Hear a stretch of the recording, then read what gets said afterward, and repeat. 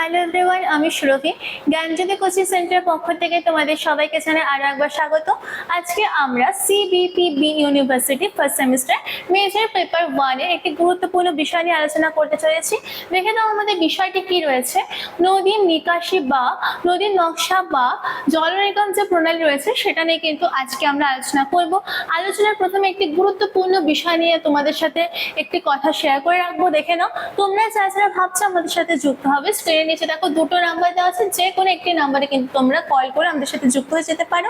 আর যে সুযোগগুলি পেয়ে যাচ্ছ, দেখো প্রপার গাইডেন্স পেয়ে যাচ্ছ, হাই কোয়ালিটি নোটস পেয়ে যাচ্ছ, এছাড়াও রেকর্ডেড ক্লাসেস এবং পরীক্ষার আগে 100% কমন সাজেশন কিন্তু তোমরা আমাদের সাথে যুক্ত হয়ে যাওয়ার পর পেয়ে যাচ্ছ, ঠিক আছে। এবং তোমরা যারা মেজর স্টুডেন্টস রয়েছে তাদের জন্য কোর্স রাখা হচ্ছে দেখো মাত্র 1299 করে, এবং যারা তোমরা মাইনর স্টুডেন্টস রয়েছে তাদের জন্য কোর্সটি রাখা হচ্ছে মাত্র 699 করে। তো দেরি না করে ঝটপট যুক্ত হয়ে যাও এবং আমরা কিন্তু আজকে আলোচনায় ফিরে আসি, ঠিক আছে। দেখো কি রয়েছে, জল নির্গম প্রণালী বলতে কি বোঝো, অর্থাৎ জল নির্গম যে প্রণালী রয়েছে এটার হচ্ছে সংজ্ঞা এবং বিভিন্ন ধারণা নিয়ে কিন্তু এখন আমরা আলোচনা করব। তো দেখো কি রয়েছে প্রথম পয়েন্টে, কোনো নির্দিষ্ট নদী অববাহিকায় প্রধান নদী এবং হচ্ছে প্রধান নদীর কি কি দেখো উপনদী, শাখা নদীর সমূহ কি করে ভূ গঠন অনুসরণ করে, অর্থাৎ ভূমির যে গঠন রয়েছে আলাদা আলাদা গঠন সেটাকে লক্ষ্য রেখে বা অনুসরণ করে জ্যামিতিক বিন্যাস গড়ে তোলে, ঠিক আছে। 2 নম্বর পয়েন্টে কি বলা হয়েছে, দেখো নদী গোষ্ঠীর এই যে সার্বিক নকশা বা যে আকৃতি, অর্থাৎ জ্যামিতিক আকৃতি যেটা গড়ে তুলছে সেই আকৃতিকে কি বলা হচ্ছে জল নির্গম প্রণালী বা নদী নকশা কিন্তু বলা হয়, ঠিক আছে। 3 নম্বর কি আছে, দেখো প্রধান নিয়ন্ত্রক, অর্থাৎ এই যে জল নির্গম প্রণালী রয়েছে এটার প্রধান প্রধান নিয়ন্ত্রক কি কি রয়েছে, ঠিক আছে। প্রাথমিক ভূমির ঢাল, অর্থাৎ এই যে জল নির্গম প্রণালীটা রয়েছে এটা হচ্ছে আকারটা নিয়ন্ত্রণ করতে প্রধান ভূমিকা পালন করে থাকে কি প্রাথমিক ভূমির ঢাল, এছাড়াও শিলার কাঠিন্যতা, ভূতাত্ত্বিক ফাটল এবং অঞ্চলের জলবায়ু, ঠিক আছে, বোঝা গেল। এরপরে কি আছে দেখে নেব, প্রধান নদীর নকশার ধরন অর্থাৎ শ্রেণীবিভাগ। প্রধান নদী যে রয়েছে বিভিন্ন নকশাগুলোর কিন্তু শ্রেণীবিভাগ নিয়ে এখন আমরা আলোচনা করব।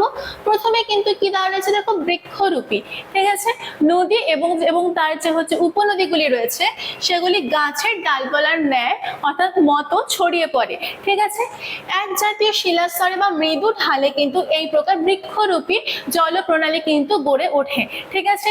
উদাহরণ দেওয়া রয়েছে দেখো উত্তর ভারতের গঙ্গা অববাহিকা কিন্তু বৃক্ষরূপী জল নিকাশি বা জল নকশার নদী নকশার প্রধান একটি উদাহরণ, ঠিক আছে। তারপরে কি আছে দেখো জাফরি রূপী, ঠিক আছে, জাফরি রূপী বা ট্রেলিস, কঠিন ও নরম শিলা পর্যায়ক্রমে থাকলে কি হচ্ছে প্রধান নদীর সাথে উপনদীগুলো কিন্তু সমকোণে এসে মিলিত হয়, অর্থাৎ 90 ডিগ্রি কোণে এসে কিন্তু মিলিত হয়। উদাহরণ দেওয়া রয়েছে দেখো এই প্রকার জাফরি রূপী নদীর অববাহিকার ছোটনাগপুর মালভূমি অঞ্চল, বোঝা গেল। তারপরে কি আছে দেখো আয়তক্ষেত্রকার, শিলাস্তরে ফাটল চ্যুতি বা দারুণ অনুসরণ করে নদীগুলি আয়তক্ষেত্রের মতো কোণ তৈরি করে প্রবাহিত হলে তাকে কিন্তু আয়তক্ষেত্রকার নদী নকশা কিন্তু বলা হয়ে থাকে।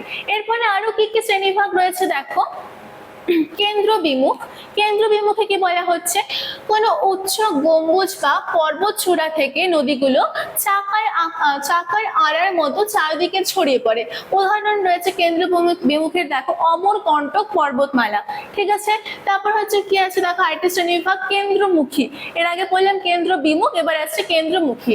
এখানে কি বলা হচ্ছে চারপাশে উচ্চভূমি থেকে নদীগুলি এসে কি করে কেন্দ্রীয় কোনো নিম্ন হ্রদ বা অববাহিকায় কিন্তু এসে মিলিত, চারপাশ থেকে বিভিন্ন নদী এসে কি করে কোনো নিম্ন যদি অববাহিকা বা হ্রদ থাকে সেখানে এসে কি করছে মিলিত হচ্ছে। উদাহরণ দেওয়া রয়েছে দেখো মণিপুরের লোকটাক হ্রদ কিন্তু এই প্রকার কেন্দ্রমুখী নকশার উদাহরণ, ঠিক আছে। তারপরে কি আছে দেখো অঙ্গুরীয়কার, ঠিক আছে, ক্ষয়প্রাপ্ত গম্বুজাকৃতি পাহাড়ের চারপাশে নরম শিলা ক্ষয় করে নদীগুলি আংটি বা বলয়ের মতো চক্রাকারে ঘোরে, ঠিক আছে। তারপরে কি আছে দেখো এই গেল শ্রেণীবিভাগ। এরপরে আসছে হচ্ছে নদী নকশা গঠনের যে মূল বৈচিত্র্যগুলি রয়েছে সেগুলো নিয়ে আলোচনা করব, ঠিক আছে। কি আছে দেখো ভূতাত্ত্বিক নিয়ন্ত্রক ও ভূমির ঢাল, জাফরি রূপী এবং আয়তকার যে নদী, এই যে ভাগগুলো পড়লাম, সেই জাফরি রূপী এবং আয়তকার নদী কি করছে, নকশার উপনদীগুলি মূল নদীর সাথে প্রায় 90 ডিগ্রি বা সমকোণে কিন্তু কি করছে, এসে পতিত হচ্ছে।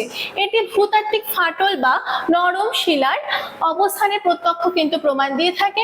ভূমি প্রারম্ভিক ঢাল এবং শিলাস্তরের ক্ষয় প্রতিরোধ ক্ষমতার বৈষম্যই বা পার্থক্যই কি করছে, নদী নকশার প্রধান নির্ধারক হয়ে দাঁড়াচ্ছে। ঠিক আছে, বোঝা গেল। তারপরে কি আছে দেখো, নদী নকশার ভৌগোলিক এবং পরিবেশগত গুরুত্ব। এই যে নদী নকশাগুলি সৃষ্টি হচ্ছে, এই নদী নকশাগুলি ভৌগোলিক অর্থাৎ ভূগোল এবং পরিবেশের উপর কি গুরুত্ব বা প্রভাব ফেলছে দেখো। প্রথমে কি দেওয়া রয়েছে, শিলা লক্ষণ চিহ্নিতকরণ।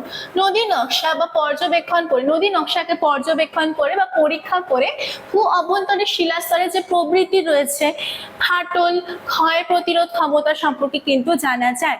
2 নম্বর কি আছে দেখো, জলসম্পদ ব্যবস্থাপনা করা যায়। আঞ্চলিক পয় প্রণালী পরিকল্পনা ও অববাহিকার জল সঞ্চয় ক্ষমতা মূল্যায়নে কিন্তু এই নদী নকশা উপর গুরুত্ব দেওয়া হয়ে থাকে। ঠিক আছে, তারপর কি আছে দেখো, ভূ আন্দোলনের তথ্য। অতীত ভূ আন্দোলন এবং ভূমির উত্থান পতনে ভৌগোলিক ইতিহাস বিশ্লেষণে কিন্তু এই নদী নকশা সহায়তা করে থাকে। 4 নম্বর কি আছে, বন্যা এবং ভূমিক্ষয় নিয়ন্ত্রণ। আকস্মিক বন্যা পূর্বাভাস এবং নদী অববাহিকার ক্ষয় প্রতিরোধ ব্যবস্থাপনায় কিন্তু এই নদী নকশা গুরুত্বপূর্ণ ভূমিকা কিন্তু পালন করে থাকে। তো আজকের আলোচনা কিন্তু এতটুকুই ছিল। আশা করছি আজকের আলোচনা তোমরা সবাই বুঝতে পেরেছো।